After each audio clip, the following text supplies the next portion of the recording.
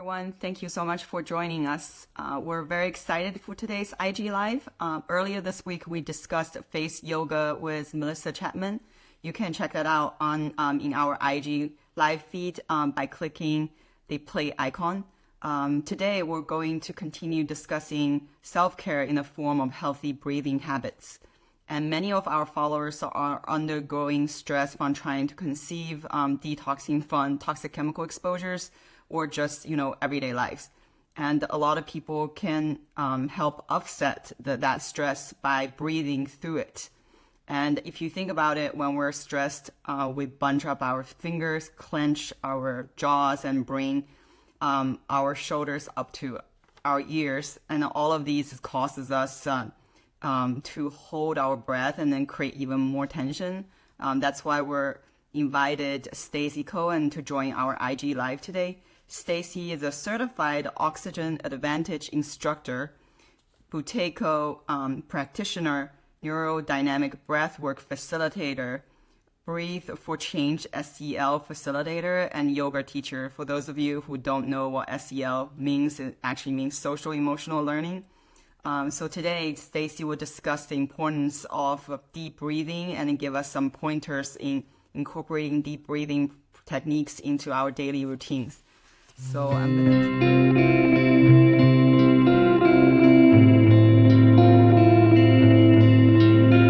Hi, Stacy. How are you? Hi, how are you, Jenna? Good, good. I sent you an email and I saw somebody send me an email. I was like, well, wait a minute. This is not Stacy.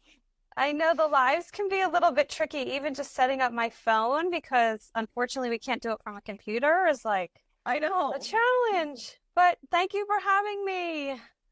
No, thank you. This is so exciting because earlier this week we talked about face yoga, and that also requires a bit incorporation of breathing. And then now today we can do a deep dive, so it's super excited. Yes, I'm excited to be here as well. So tell us a little bit about your background and like how you became a breathwork specialist. Sure, I'd love to. So the breath for me became important in my life when I had super anxiety that was ruling every day of my life.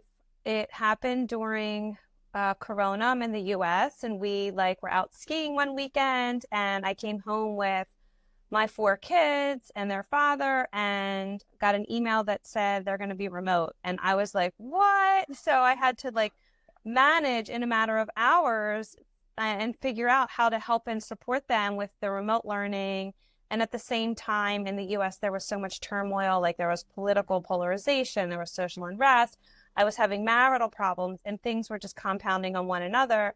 And I kind of started to recognize that I was holding my breath, and I started looking into different ways to help myself because I knew that I wasn't performing in a sustainable way. Something was going to crack and break. And so I started to delve into some meditation and recognized how so many meditations focused on the breath. And then from there, I just went down this rabbit hole and been learning ever since. It's just so amazing. The science is really starting to catch up with what the ancient yogics knew all the way back when. So it's really fascinating. Yeah, because many times we kind of just take breathing for granted. We don't really think about it, how important it is. So, explain to us, why is breathing or properly do it really important? Yeah, so the breath is super important to life. Like you mentioned, we breathe approximately 20,000 breaths a day, give or take 10,000. And when we don't pay attention to that breath, we're usually, or most people, are breathing in a pattern that's really not conducive to their optimal health, to their physical health, their mental well-being, and their emotional health. So the breath really is life. It's what keeps us alive. It's what keeps us going. And people don't recognize that it has a way of impacting our life, either in a really helpful and empowering way or in a really harmful and disempowering way. And so if we can start to begin to cultivate some breath awareness and recognize how we're breathing and what our habits are, from there we can begin to change to a more functional breathing pattern. And the breath also really impacts it impacts every metabolic function of our body. It affects every cell in our being. It affects our nervous system state, our focus and concentration, our sleep, our skin, digestion, our immune system, our stress levels, and it even affects our movement and mobility and how we perform and also how we recover. So the breath is really tied into absolutely everything that human beings do. Oh, wow. Yeah. So you mentioned about it could hurt us, right? Like, so what are some like unhealthy breathing habits that we should be aware of? Sure. So the first thing is, like I mentioned, is just becoming aware of how we're breathing. So without changing anything, let's just start to begin to notice how we're breathing. And then from there, we can see, are we holding the breath unintentionally? Because that's very harmful to us. Not to be confused with holding the breath intentionally. That can have profound benefits, right? So, and also mouth breathing is something to look for. There's a common saying that says the nose is meant for breathing and the mouth is meant for eating. And that just means that the nose really is the beginning of our respiratory system and the mouth is the beginning of our digestive system. And that's meant as a backup if we're congested or have a cold or we have other issues going on. But in no means should we be utilizing the mouth to breathe at rest or in a day-to-day basis. And the mouth, when we do use the mouth, it causes vasoconstriction. So all of our blood vessels shrink up and then we're not getting optimal blood flow and oxygen delivery. Our airways all shrink up as well. So we're not really bringing in the air or letting out what we need to. Hydration in children, it can lead to facial, like the facial deformities or distortions, I should say. So facial distortions in young children, it increases the risk of infection because the nose actually filters the air that we bring in. So it really helps to pull out the little cilia in the nose, pull out different viruses or bacteria. And when we use the nose, it also releases something called nasal nitric oxide, which is super beneficial. And using the nose and the nasal nitric oxide will then open everything up. Then it becomes a vasodilator and a bronchodilator, the exact opposite. And nasal nitric oxide as well is antibacterial and antimicrobial. So it really doubles down on, lessening that infection rate. And then some other things to look for too are shallow and chest breathing. So, you can put one hand on your chest and one hand on your belly and just breathe without changing anything and notice which hand is moving more. And so many of us have changed our breathing pattern to a really shallow breath into the chest. And we really need to get down to engaging that diaphragm and pulling that breath down into the lower lobes. And then also fast breathing. So there's two more things. So rapid breath is very unhealthy. We really want to slow that breath down. And the science tells us that an optimal breath is 5.5 breaths per minute. And the average person is breathing about 16 to 20. Yeah, Wow. so it's really fascinating. And then the last thing to look for is how much air are you pulling in? Are you over breathing? And over breathing leads to chronic hyperventilation, which leads to breathing pattern disorders, which really wreaks havoc on our physical health and even our emotional and mental health well-being as well.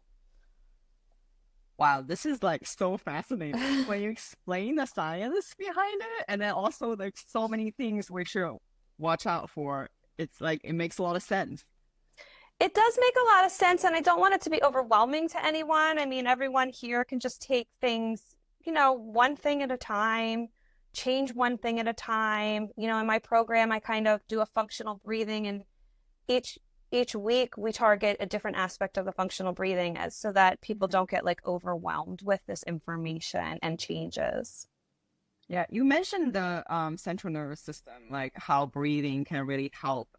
So what role does breathing play in regulating the central nervous system? So I love this question because so many people don't really recognize the power that they hold within them with their breath. And I like to say that the breath is the remote control to the nervous system. So we can literally change our state of being from anxious, agitated, to a more calm and peaceful state through the breath. And in contrast to that, if we're feeling real lethargic or we don't have much energy, we can also do certain types of breathing exercises to give us more energy, to give us more focus, to get us going and start our day. And I feel like we can just even make like better decisions, right? Like if you breathe, and then you can like kind of, especially if you're like facing confrontation or stress or other emotions, like just by breathing, you can kind of like even just making better decisions. absolutely. So when we are feeling very anxious or agitated or in sympathetic dominance, and that's our fight or flight, then we lose the blood to the prefrontal cortex. It flushes away. And so we're not really able to think clearly and to reason, rationalize, make good decisions. So we can then use the breath to shift us out and then put us into a more sympathetic, a parasympathetic state. And from there, we can then restore the blood flow to the prefrontal cortex and increase our executive function and then be able to make those decisions that we need. So even in an argument with someone, or maybe it's not an argument, maybe it's just a conversation, but you have different views and you feel yourself starting to get agitated, or you feel the heat, or your heart starts racing, or your armpits start sweating. You know, it's such a great tool to say, I'm kind of feeling a little agitated right now. Let me take some breaths and come back to you. So that way we're not spewing stuff out of our mouth without thinking about it first. Yeah, that makes so much sense. Earlier, you also mentioned like, immune functions and other system that breathing could really impact. So what is the connection between our breath and the immune system?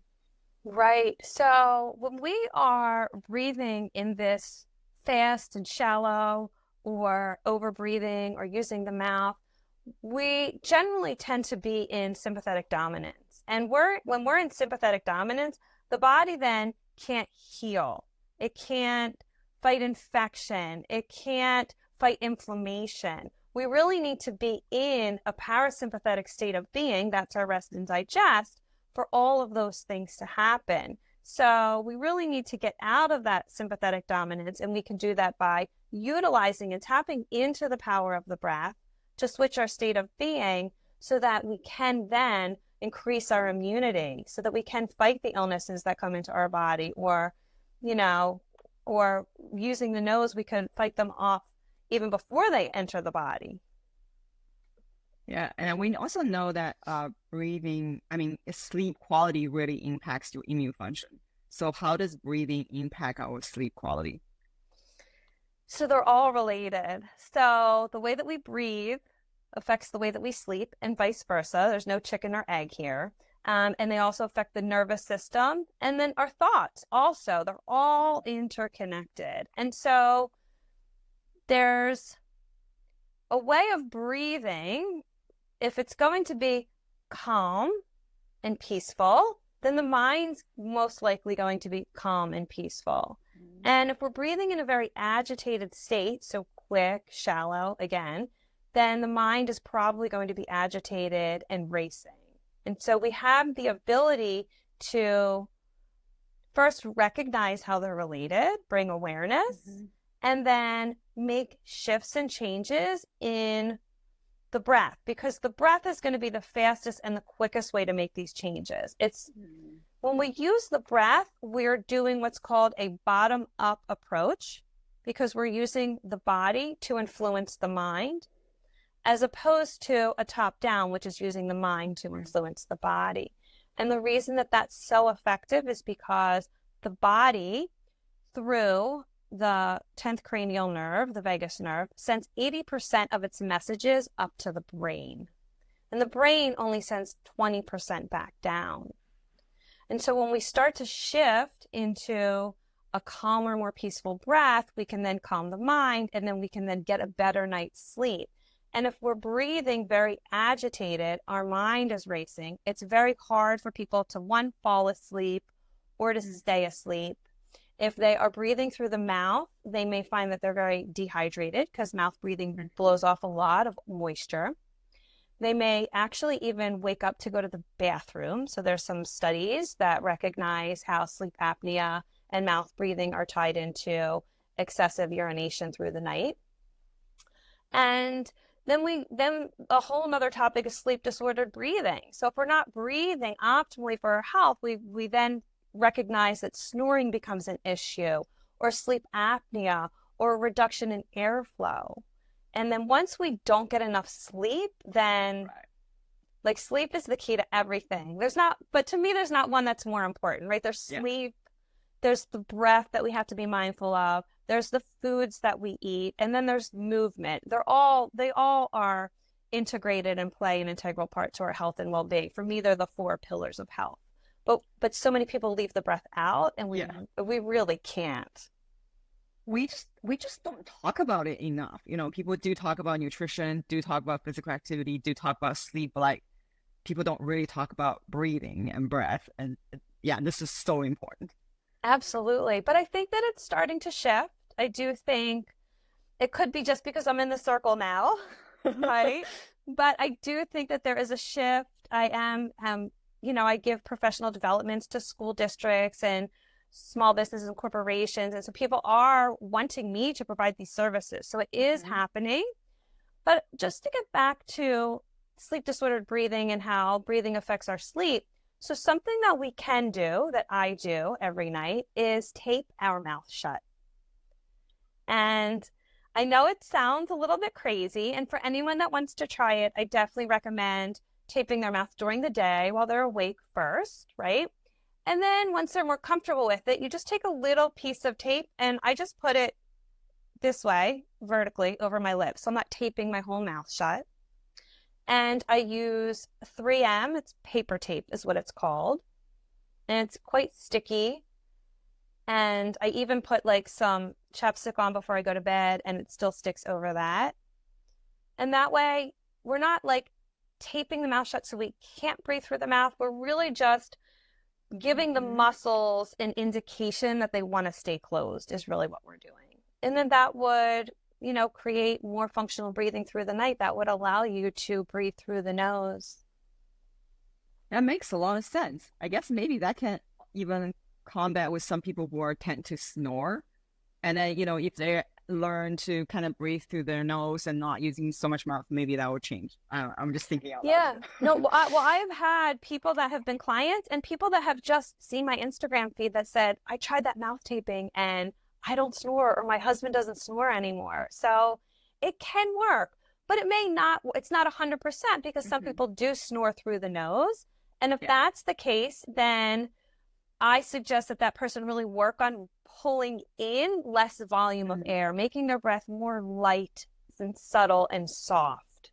Because again, there's this misnomer, a misconception that breathing more is better for us, that we'll get more oxygen that way. And it's counterintuitive, but it's the exact opposite. Because when we breathe less, that carbon dioxide is building up in our body. And from there, so carbon dioxide is like the catalyst that releases the oxygen from the bloodstream to the tissues and the cells. So in order to get optimal oxygen uptake and delivery, we really need to allow our body to build up some level of carbon dioxide. And when we're breathing very quickly and we're breathing shallowly and we're using the mouth and we're over breathing, then that's not happening at all. And then it becomes a habit, right? Our body becomes so sensitive to this carbon dioxide buildup that it's breathing faster, a little bit faster every time, because it's like carbon dioxide's the stimulus to breathe. It's not lack of oxygen. It's buildup of carbon dioxide. So as that carbon dioxide starts to build up, our body sends a signal to the medulla that, okay, we need to breathe. And then we take that breath. And so we're very sensitive to it. And so we kind of have to start all the way at the beginning, very slowly, and build our body's tolerance up.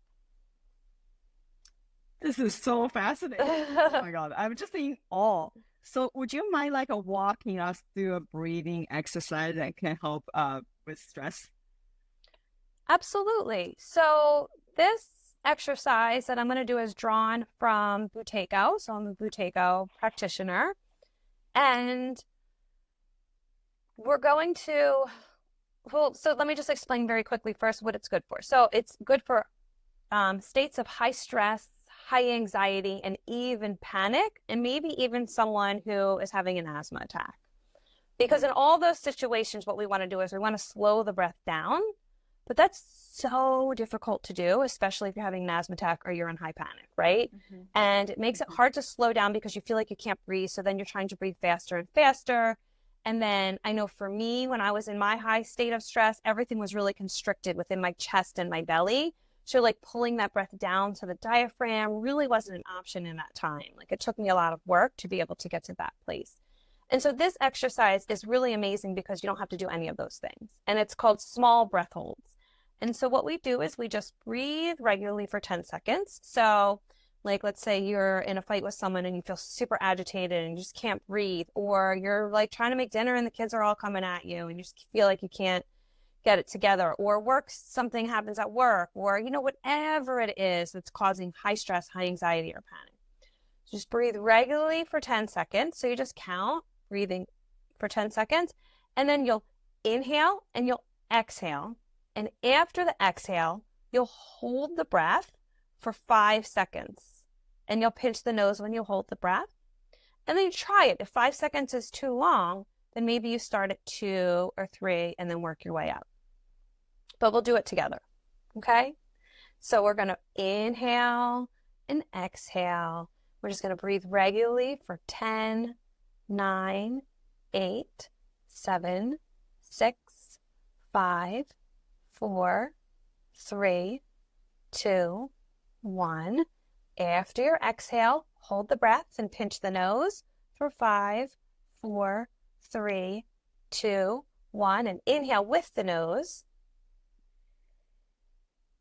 Okay, and then we're going to breathe regularly for 10, 9, 8, 7, 6, 5, 4, 3, 2, 1. Exhale. Hold the breath and pinch the nose for 5, 4, 3, 2, 1. Inhaling with the nose.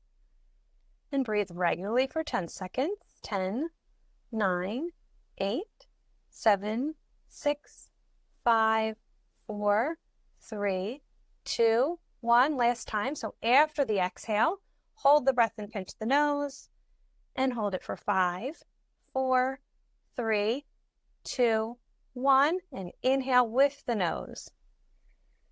And just come back to your regular breathing pattern. And then notice if there's any shifts or changes in your state of being. Notice what came up for you. How do you feel?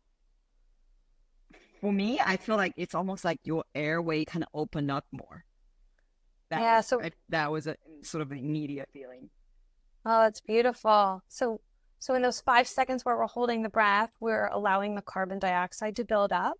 And then when we take that inhale after holding the breath, we're pulling that nitric oxide that just pulled in the nose into our lungs. So it really does open everything up. So carbon dioxide gets a bad rap, right? Everyone says it's just this waste gas that we need to expel, but it really lends itself to vasodilation and bronchodilation as well. It really does allow and help everything open up and expand. And it works. So amazing. It works proportionate to the oxygen as well, which is another fascinating concept. They're always flowing proportionately. Wow. Are there any tips you can give for making breathing, a habit when we're like under stress? Sure. So the first, as I've mentioned several times, is to create breath awareness, right? So instead of changing anything, just make your focus for the next few days be notice how you are breathing. What are your breathing patterns? In what ways, in what movements does your body make that you know that you are breathing? And then the second is to create and explore interoception. And interoception is the noticing of the different sensations of your body, which will then help you identify which nervous system state of being you're in. Are you in parasympathetic or are you in sympathetic? And I just want to be really clear about this. There's no right or wrong place to be in either of those two states. Optimally, we want to flow back and forth between each of those states with ease. And they're both extremely important. So our rest and digest, our parasympathetic, allows us literally to take a rest, calm down, feel peaceful, digest our food so we get the most out of the nutrients that have been provided. And the sympathetic actually gets us out of bed. It gets us motivated. It moves us at the gym. It's very important. But what happens is through different stressors and traumatic events in our life, a lot of people get stuck in either one. So if you get stuck in sympathetic, you tend to have much more anxiety and panic. Or some people actually get stuck in parasympathetic, and then that leads to depression and immobility and not wanting to get out of bed and not wanting to move. So creating that interoception is super important because it really helps you identify which state am I in. And then once you know which state you're in, then you know which type of breath work you can engage in to help move you out of it. And then the last thing I would recommend, well, there's actually two more, is,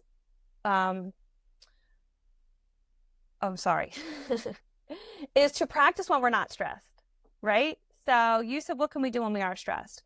Practice when we're not stressed. Practice these breath techniques when first thing in the morning if you're not stressed, or throughout your day, or times when you are at leisure, right? Because we want to be able to draw on them when we are stressed, but we want to have that knowledge and that muscle memory of them from when we had to practice them when we weren't stressed.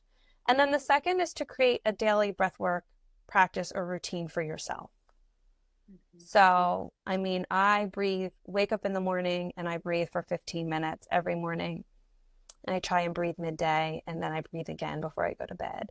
And that may sound a little bit cumbersome and overwhelming to anyone who's new to this. So start small.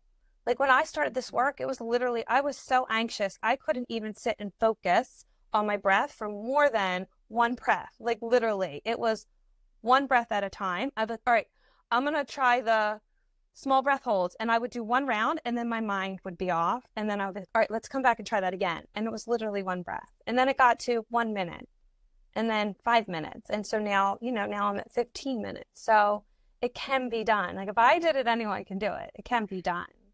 So yes, those are my tips. Amazing. Amazing. So what are the differences between your certifications? I mean, these are amazing certifications: Oxygen, Advantage, Instructor, Buteyko, Practitioner, Neurodynamic, Breathing, Breathwork, Facilitator. What are those? Right. So Oxygen Advantage was created by Patrick McEwen. He wrote the book Oxygen Advantage, and he also wrote the book The Breathing Cure. And he is just like a world-renowned expert on breathing. And Oxygen Advantage helps me work with people like athletes who want to improve their performance, and people that have maybe sleep disordered breathing, like snoring and sleep apnea. And then the Buteyko was created by a gentleman named Buteyko out of the Ukraine. And it's actually run by the same person, Patrick McEwen now. And that would be exercises that I would draw on when I'm working with someone with high anxiety or high stress. They're a little more gentle. They ease into the process a little bit slower than Oxygen Advantage. Or someone who has maybe chronic fatigue or fibromyalgia. Anyone looking to really regulate their nervous system, I start with Buteyko.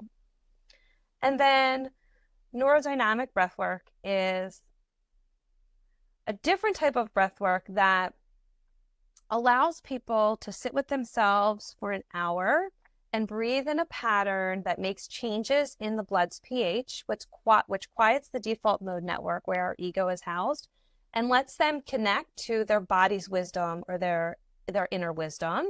And then it's really good for releasing suppressed emotions, because we all know that we just don't give ourselves permission to feel things that are uncomfortable or challenging or difficult. And so neurodynamic breathwork is really amazing for allowing people to give themselves permission to release these stuck emotions. And these stuck emotions really play an integral part in nervous system dysregulation. Mm-hmm. And so I like to draw on all three of those practices when I work with my clients. So I also do combination of functional breathing mechanics, some of those breathwork exercises that I just mentioned, mindfulness methods, really recognizing our state of being, what sensations accompany each of our emotions, and then learning about our own nervous system. Because we're all, there's basic information, but we're all different. And so the more that one person knows about themselves and their body and how they respond to certain triggers or events or life happenings, the better they're going to be at implementing this work on their wellness journey. Absolutely. Wow. So what does a session with you look like? So I prefer not to work just one session at a time because I feel like there's so much to learn and to practice. And so I like to work with people in a minimum of 6 sessions. And a session is a combination of the theory and the science behind the breath and the activities that we do, and then also practicing of the different breathwork techniques. So a lot of the functional breathing I draw in. I also do some hypercapnic, hypoxic training as well. And again, some somatic techniques. Moving the body is very important. And I also believe in polyvagal theory. So I work a lot with vagal tone and really stimulating that vagus nerve. Vagal tone has been shown to dramatically have an impact on heart rate variability. And heart rate variability is really one of the best markers we have today that can determine our nervous system, the health of our nervous system. It determines whether our nervous system is flowing between our states or whether we're just stuck in one state or the other. And we want that heart rate variability to be high, because when it's high, that means when we're in sympathetic nervous system state, our heart rate's going to beat a little bit faster. And when we're in parasympathetic, it's going to beat a little bit slower. And so heart rate variability will tell us if it's beating faster together heart rates and then slower together heart rates, that we're fluctuating with ease back and forth. Whereas if it's the same, it's telling us we're stuck, we're stagnant in one or the other of the states. And then that's nervous system dysregulation. This is so fascinating. Oh, glad you're enjoying it. Sessions with you. Sure. So they can go to my website, which is peaceofmindbreath.com. They can also DM me here on Instagram, and they can email me at peaceofmindbreath@gmail.com. This is amazing. This is probably one of the most fascinating topics we ever had on our IG Live. So thank you so much. Oh, it was my pleasure. Thank you so much for having me. I'll also be working on some courses in addition to working one-on-one with people. So I have 2 courses coming up. I have one on what I consider what's called a reconnected breath, which actually allows us to breathe in a way that clears out habits and patterns and stress responses that we have within our nervous system, our body, and our breath. And then I'll be just working on another functional breathing course as well. And the neurodynamic breathwork, everyone is invited for a free session. So you can just go to peaceofmindbreath.com/NDB for neurodynamic breathwork. And there's a sign-up form if anyone wants to give it a shot, has the dates, and they could try a session for free. Everyone needs to try it. I need to sign up ASAP. This is amazing. I would love to have you, Jenna. You're so welcome. I really appreciate your time. No, thank you everyone for joining. So be sure to follow Stacy at Peace of Mind Breath, and then we'll have all the information in the post promoting this IG Live. So thank you. All right. Thank you so much. Have a great day. You Bye-bye. too. Bye.